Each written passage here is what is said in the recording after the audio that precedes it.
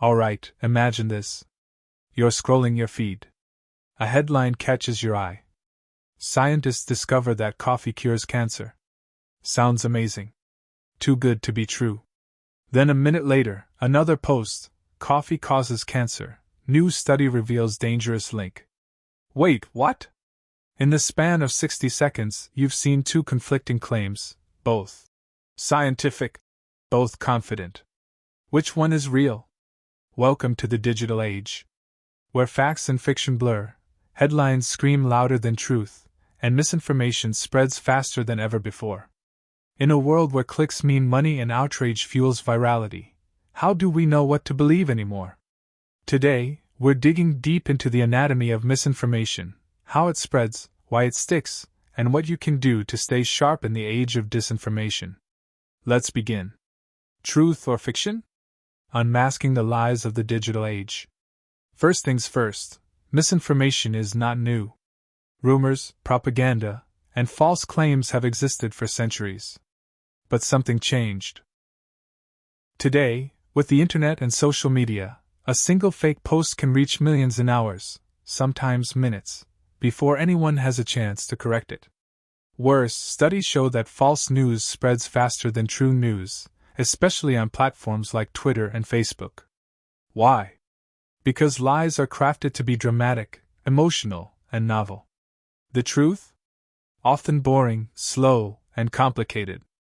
We're wired to respond to what's shocking, not what's accurate. And algorithms feed us exactly what we'll react to. So when a fake story hits the right emotional nerve, it goes viral, long before fact-checkers can catch up. The weaponization of information. It's not just random internet trolls. Misinformation has become a weapon, used in political campaigns, international conflicts, and public debates. Examples? During elections, bots and fake accounts amplify false claims about candidates to sway public opinion. Health conspiracies, like vaccines contain microchips, spread doubt and damage trust in science.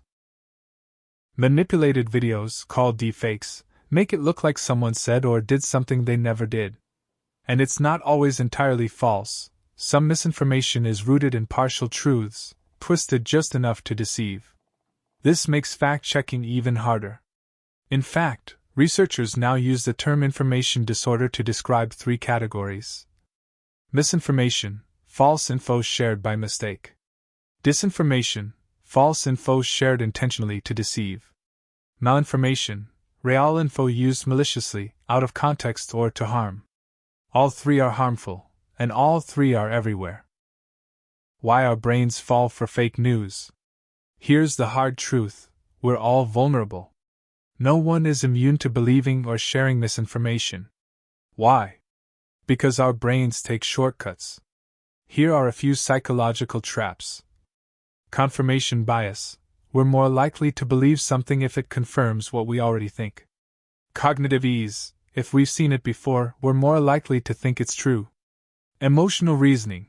If something makes us angry or scared, we stop analyzing and start reacting. That's why fake news is so powerful.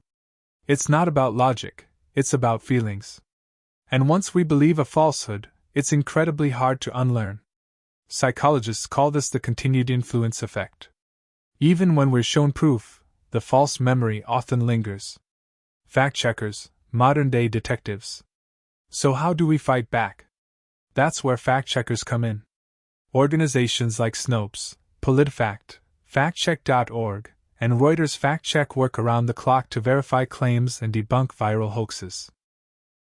Their process includes checking primary sources, contacting experts, reviewing scientific literature, examining metadata from photos and videos. It's slow, careful work, and often thankless. Because while lies go viral, corrections barely make a dent. Studies show most people never see the fact-check once the false story takes off. Still, these organizations play a vital role in maintaining the informational immune system of the Internet.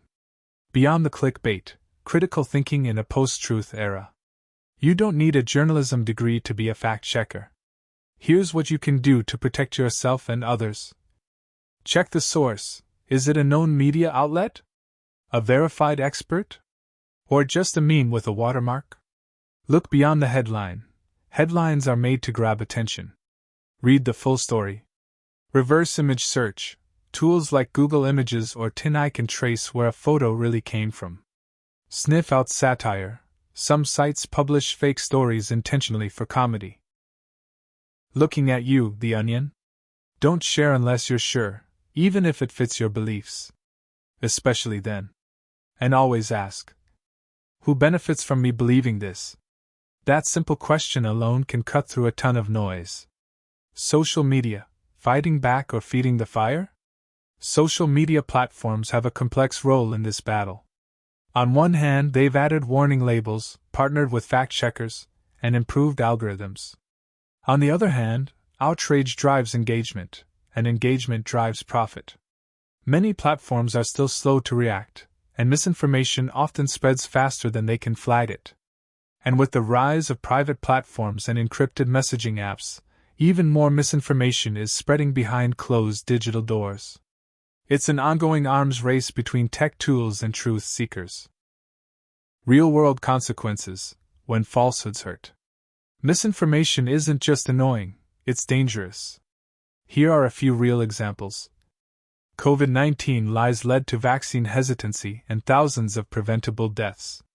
Election conspiracies fueled political unrest and even violence. False health claims have caused people to reject life-saving treatments, or try harmful ones.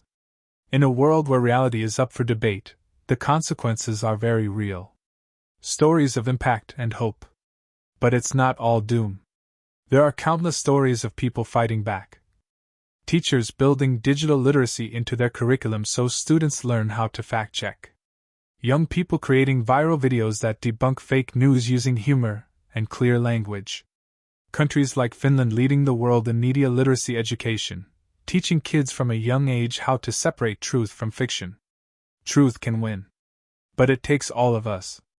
Beyond black and white, the gray area of truth. Not everything is fake versus real. Sometimes, the truth is messy. Science evolves. New evidence appears. Experts disagree. And that's okay. Healthy skepticism isn't about being cynical, it's about staying open and curious. In a polarized world, one of the bravest things you can say is, I don't know yet. Final thoughts. We live in an age where truth is constantly under attack, not just from outside forces, but from within our own minds. But knowledge is power. Awareness is defense. Misinformation thrives on speed, emotion, and repetition. But truth thrives on curiosity, courage, and critical thinking. So slow down. Ask questions. Verify before you share. And never underestimate the ripple effect of one informed voice. Because the battle for truth isn't just happening in newsrooms or political arenas. It's happening on your timeline, in your group chats, and in your own mind. And in that battle, you are not powerless. If this breakdown helped sharpen your filters, give it a like, subscribe, and share it with someone who might be just one click away from sharing a hoax. And tell us in the comments, what's the wildest piece of fake news you've ever fallen for, or helped debunk? Until next time, stay sharp. Because in the age of misinformation, the truth depends on you.